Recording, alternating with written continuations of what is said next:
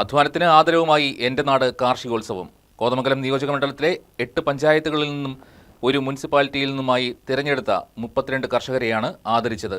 കാർഷിക രംഗത്തെ മികവിൻ്റെയും പൊതുജനങ്ങൾക്കിടയിൽ നടത്തിയ സർവേയുടെയും അടിസ്ഥാനത്തിലായിരുന്നു കർഷകരെ അവാർഡിനായി തിരഞ്ഞെടുത്തത്.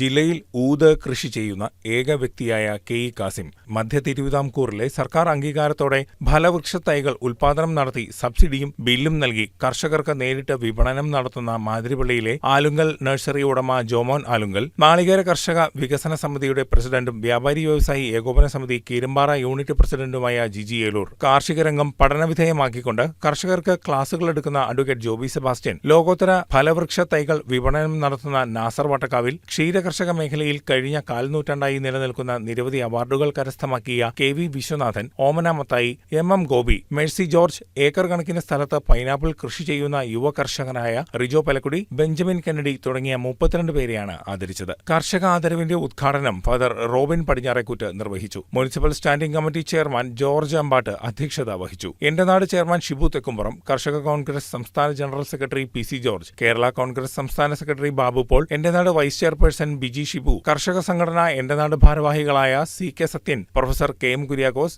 P A Padusha, Joshy Pottakkal, municipal standing committee chairman Sindhu Jijo, councillor Lissy Paul, വ്യാപാരി വ്യവസായി ഏകോപന സമിതി president Motty Jose, K E Kasim, Saji Thekkekara, Biju Vettikuzha, Johnny Puliyantharam, Jiji Eloor, Joby Sebastian എന്നിവർ പ്രസംഗിച്ചു.